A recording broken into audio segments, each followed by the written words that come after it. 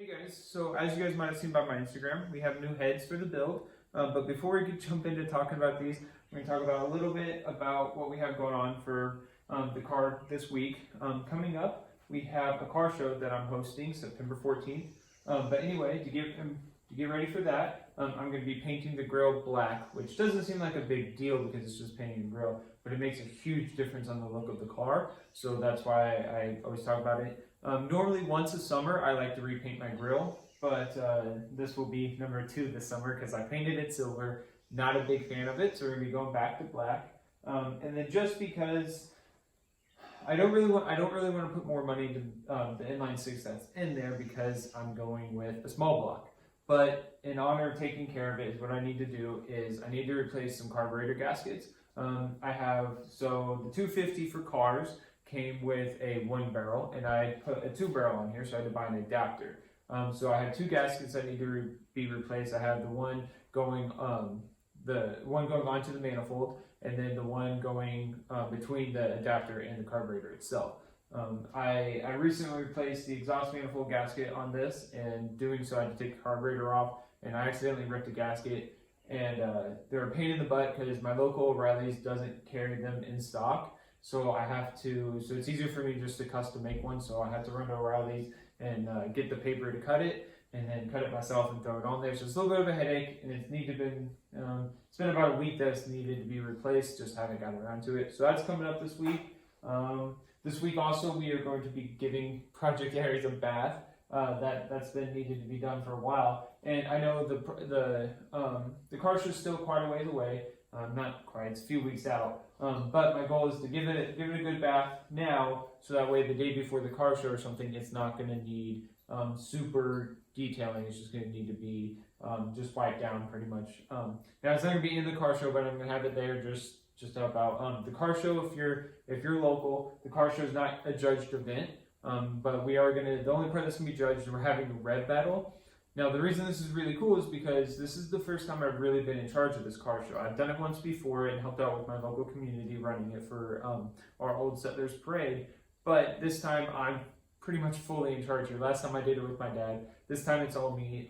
Tomorrow I'm going to go get sponsors, and we're going to be giving away prizes. You buy tickets and you get entered to win them, and then.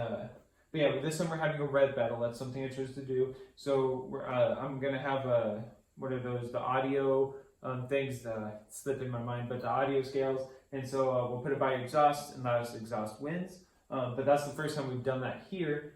Next year, my hope is maybe to see if we can have a burnout contest. That's going to be really cool. But that's coming up this week.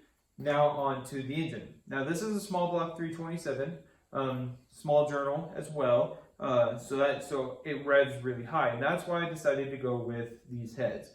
These heads are equivalent to double hump heads, whatever you, trying to think if there's any other heads like double hump heads are the easiest way to explain these. These are cast iron. They are Dart Iron Eagle heads. They have 72 cc combustion chambers. They have, I believe, is a 165 intake and 75 exhaust, could be wrong. But now valves, it's got 194 valves for intake and 1.5 for exhaust. Right now it's got 3.5 3/8 studs in it. And when I bought these, so when you buy these from Summit, they don't come with anything in them. They don't come with valves or anything like that. But the guy I bought these off of, he pretty much just had them polished. He meant to have them ported, but the guy didn't do that good job, so it's pretty much a polished job. But he did so again, they come as blank heads from Summit Racing. But he put in springs in the studs, and sadly he doesn't know what springs are in it, and so I don't know the max lift of the springs, so the springs are going to have to be replaced. And this being a small journal, it revs really high, so we're going to have to put in 7/16 studs. I mean, no matter what engine you have, I would recommend putting 7/16 studs in there. They're just not quite as weak.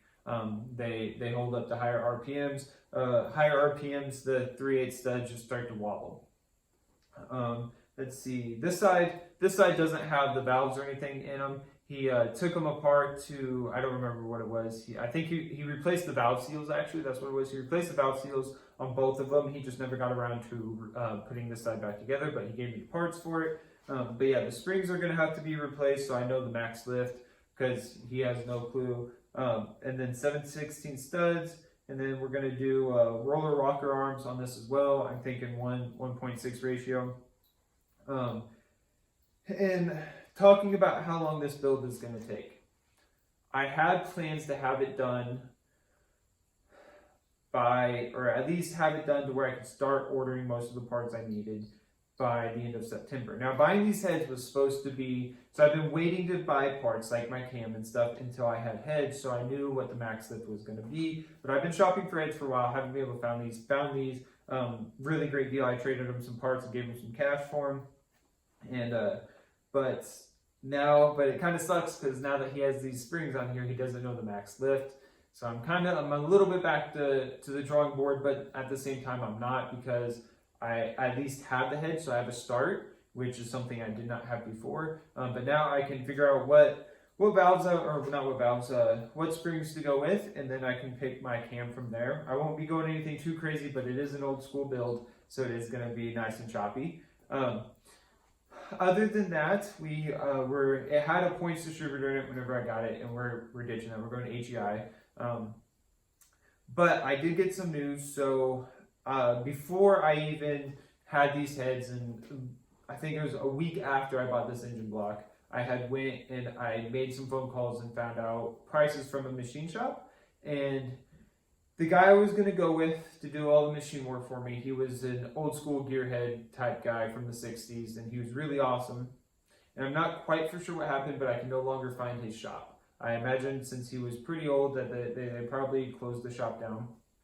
And it was going to be a really good price, $20 a cylinder to get bored, and then just a few bucks here and there for all the things like cam bearings and stuff like that. But I can't find the shop anymore. I'm assuming it's closed down. I should have saved the number, but I didn't. But I can't even find the name of the shop anywhere else, so I'm just assuming it closed down, which really sucks. So it was going to be under $500 for everything I needed done, which sounds, a lot of people will probably think that's too cheap to have all this work done, but the guy was old school. He knew what it took. He knew it didn't cost thousands of dollars to have it done, especially on the old small block.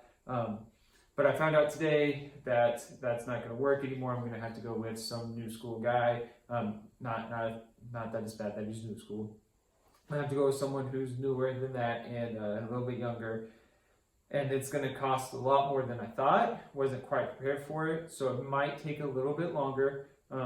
But don't worry, I will still keep you guys updated, and I'm still shopping around for price. I think it's all O'Reilly's do it, but my local O'Reilly's, they do machine work on engines. They ship them off for me, and so I'm looking into that. I think it's going to be a little bit cheaper. I need to do some reviews because I don't know how well I would trust someone like that or a place like that to have my engine. But yeah, these heads are going to be great for this build. The only thing, this engine came with a wind intake on it, high rise intake. And that worked for the power pack heads, but these are Vortex style heads. And so I need to get a Vortex intake now. So I traded him my power pack heads and my wind intake. And again, I gave him some cash.